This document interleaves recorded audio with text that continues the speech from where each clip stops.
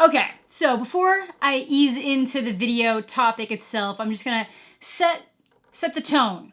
So on my stream, oftentimes we end up watching movie trailers because I love movies. I like seeing what's coming out. Sometimes there's all these like random little weird movies that I just don't notice and that some people don't know exist. Sometimes there's just really bad movies coming out that you just kind of want to laugh about. So sometimes we watch movies, new and old, on my stream. So we came across one as we got through most of the like bigger ones, and we went through some of the movies that I had seen at Sundance that are starting to come out now. And we got to a movie called Secrets in a Small Town, which I guess originally played at a Canadian film festival under the title Nowhere, and then it was retitled. Now, I'm going to play a bit of a clip here from my stream that kind of has probably like some chopped up moments of that trailer kind of going through, and I would preemptively like to apologize for the way that I am chawing on popcorn. I have a big old love affair with Chicago Mix popcorn right now and have this like compulsion that I can't stop really eating it, so it's pretty obnoxious eating, but it's like the more in disbelief I am at what's happening on the screen, the more obnoxious the eating gets. But this movie is ridiculous. This year, we're taking nationals. 2, 3, Epic basketball movie! I got invited to this team bonding thing. Tonight? Yeah, everyone's heading over there now. Well, I want you home by 11. Rise and shine, party animal. I was just wondering if any of you have seen Sarah this morning. No. So Sarah didn't stay over at your place last night? No. Doug, I think we should bring in the girls from the team. Excuse me? Well, they were the last ones to see Sarah. What exactly are you accusing them of? These girls are the gold standard of this town. Mom? Stay here. Cover up! Mom? You told me she was dead. She's still alive. We have to do You already lied to the police. Are you willing to throw your whole life away for that girl? That girl killed herself because of what your team did to her. That was a very long time ago.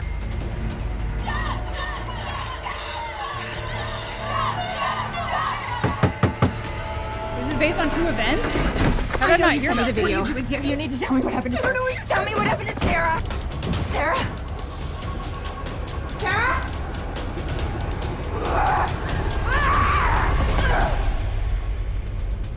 Move! I need you to move. You are gonna have to shoot me. Put the gun down. What the fuck is this? So what you might have noticed, as we all noticed while we were watching this trailer, it said inspired by true events. Now I should know better by now. There's a difference between inspired by true events and based on real events or based on true events. You'd think there wouldn't be because it essentially sounds like the same thing, but it basically made us think that this whole thing was like had actually happened to some degree, and it obviously is outlandishly wild. And I was like, I cannot think of any hazing situation that ended up with like a 3-way gun standoff with some coach trying to bury a dead body in the woods. I really think I would have heard about that. And the reason why you probably didn't hear about that is because, of course, it didn't fucking happen. Technically based on a true story, exactly which story is an even bigger mystery than the plot. The official description says the movie is inspired by a true story, but doesn't provide any further details.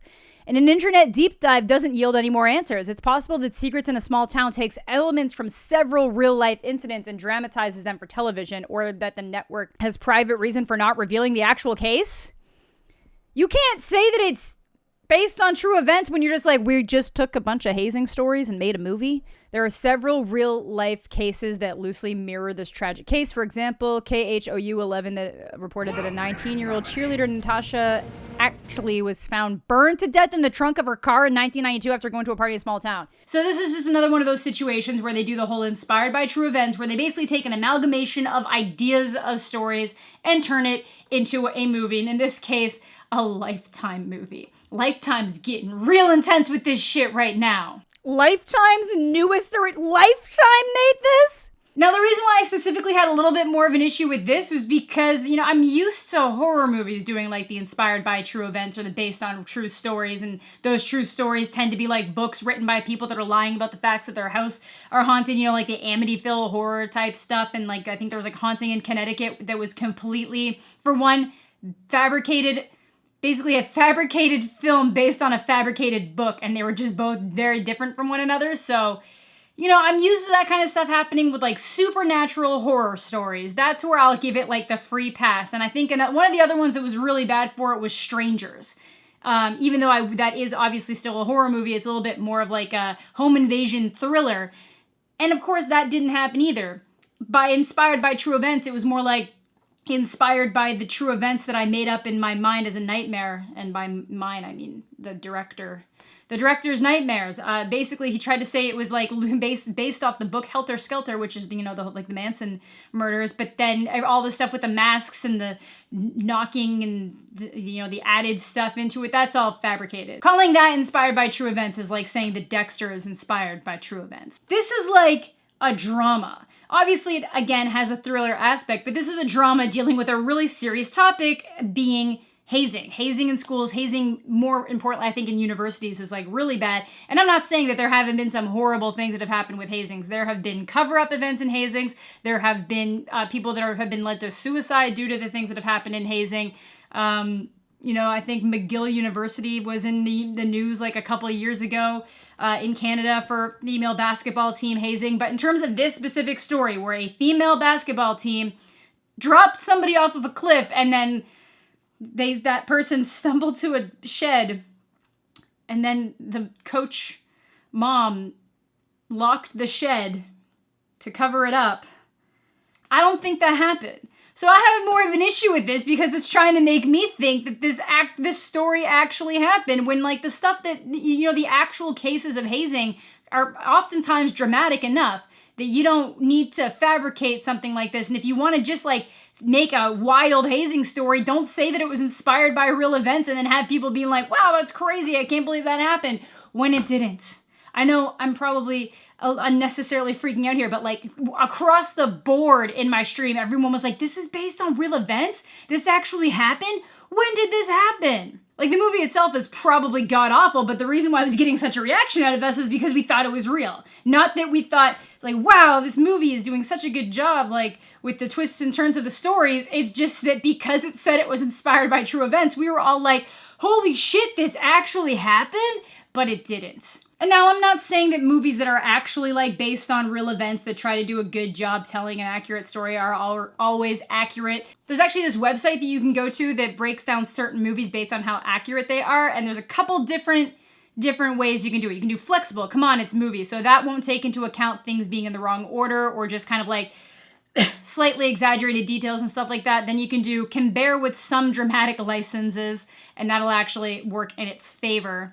And then only the absolute truth. And that's where you really see things come down. So like in the first option, Bohemian Rhapsody is at like a 78% accuracy, even though it's not particularly super accurate. But then when you put on that only the absolute truth, you get down to a 50%.